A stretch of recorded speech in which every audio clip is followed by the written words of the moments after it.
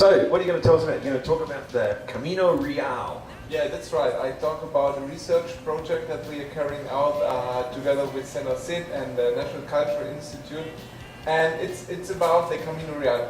This was the road that led from Panama City, right here where we are now, to the Caribbean, to Portobello. And this trail was lost for over 200 years in the jungle. And now we're doing the effort to locate this trail and to contribute to conservation of this trail. Take a breath, mate, take a breath. Yeah, take a breath. So it was lost for 200 years and Christian found it. He's the man. Yeah, that's right. Yeah, I found it, but also there are some people more that contribute to this project. And normally we are about 4 to 5 people when we're in the field work. So this is my field work hat. I'm not military. I'm not neither a fan of you have to use one of these. And I brought also this hat because I think this fits really well with the Panama hat. Yeah. And this hat is very comfortable if you're doing the field work in the jungle, because there's a lot of insects and branches and leaves and everything. Don't you hate those branches? Would smash into your face. You can't use this. No, it's fun. It's fun. All right. So tell us some more, mate. You found the trail and now you're trying to protect it. Okay. From developers or from who? Yeah, firstly from urbanization. This is one of the major problems, especially in areas close to Panama City. The city is expanding faster in recent years, and therefore some parts of Camino Real even have been destroyed in the last 15 years. There was a huge section of the Camino Real that was located between the Tumba Muerto, this was one of the northern roads here, and the area where today the Corredor Norte runs. So these were about some 4 kilometers of trail that were really close to the city, and they have been destroyed. I think the developers even have noticed that they had destroyed something of the history of Panama. And if you don't know what's there, you won't see it, because today, this is also interesting. What we are looking for, what we are searching, the Camino Real is not a big structure. It's not something huge. That's There's not like an abandoned traffic light there, correct? There are no traffic lights. There are no gas stations. We are only looking for some shallow ways in the landscape. Sometimes not even, no, it's sometimes only a little hollow, like a ditch, but it's not deeper than 15 centimeters at a time. So, and in the jungle sometimes gets deep as 1 or 2 meters when the topography is very strong and very steep mountains, and it's deeper normally. But it's not a huge thing that we see. So we have to get quite used to locate these things. But then eventually there in this place, if we remove parts of the surface of the earth, then we find in many parts cobblestone. And we found cobblestones in almost any sections from Panama City up to Portobello in the Caribbean. And you have a website. On the website there's lots of photos, right? Or is that just on the presentation? No, also on the website. Okay, we have a website. It's a blog for the project. It's www.caminorealproject.wordpress.com. You can read it here. Yeah, you can see it right there. And I forgot to tell him that costs extra. So here close in the city, where we can locate that, Where can we locate? the Camino Real. So here as a reference.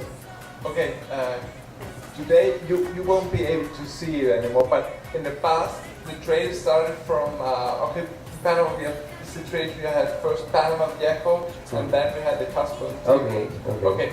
For the side of the Casco Antiguo, I have located the course of the Camino Real on old maps. I've seen maps from 19th century, and in these maps we can still see written in that it's paved road, Calle Real. So this road started from the Casco Antiguo, and the Plaza de Santa Ana, or Okay. Church of Santa Ana. Goes on the central, Avenida Central, Caledonia, and then continues to Via España. Wow. I thought it started at Casco Viejo. Yeah. No, that's Casco Viejo. Panama Viejo. Panama That's where I thought it started. Okay, you're right also, because there were two cities, so the first Camino Real started from Panama Viejo. But this section of the Camino Real has been buried already since... Yeah, for centuries, because it was abandoned in 1671. But there's an old bridge there still, right? Yeah, the bridge is still there, because the bridge has not been destroyed. It was good Spanish construction work, and therefore it's still there. So when was this, the Camino Real was established in when? 15 something? With the foundation of Panama City. When was that? This was on 15th of August of 1519. What time? I think it was 7:35 a.m. It was in the morning, but around 9. Oh, sorry, my source said They 7:35. had a delay in the morning. That's right, The traffic was hard. So. Morning coffee, then start Yeah, construction. So what about as far as a tourist thing, tourist attraction, tourist hike? Yeah, I think it's something really spectacular, because this is the only trail in the Americas or also the world that goes from the Pacific Ocean to the Caribbean that you can hike. You can hike this trail in 4 days if you do a part of the trail, or if you want to do a complete trail, you will need some 9 days to do a hike of that. And I think this is unique. You can't do it in any other place. So you can do it in stages, right?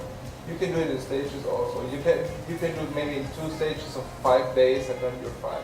You have 2 trails in Panama. One is Camino Real that goes from Panama to Portobello, overland completely, and the other one is the Camino de Cruces that goes only from Panama to Gamboa, and in the Basque Venta de Cruces, and then follow the river Chagres.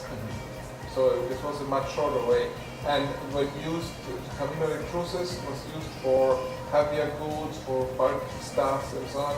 And Camino Real was used for gold and silver, because this is really the funny thing, the interesting thing on the Camino Real, because this was a trail where all the gold and the silver from South America, from Peru, Bolivia, was transported on mule backs to the Caribbean, where the Spanish silver fleet waited every year, and it was brought from Portobello to Havana and then to Spain, where it was welcomed by the King of Spain.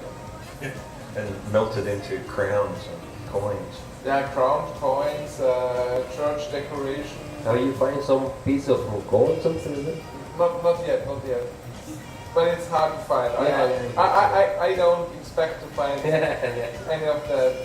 But it would be necessary, because our project needs some more financing, more funding. What would you do if you did find something? Would you do this? I haven't seen anything yet, but no, if I would find, but we have to, I would like to put it into a museum, because it's interesting, because it's a history of the place, it's history of South America, so this stuff should come into a museum where you can see the real gold and the real silver of the Camino Real and the history, because this gold and silver was conveying the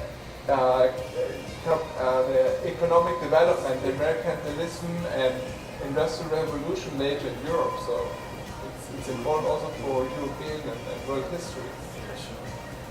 If anyone who's interested, there's a Christian's presentation we've got on the website now.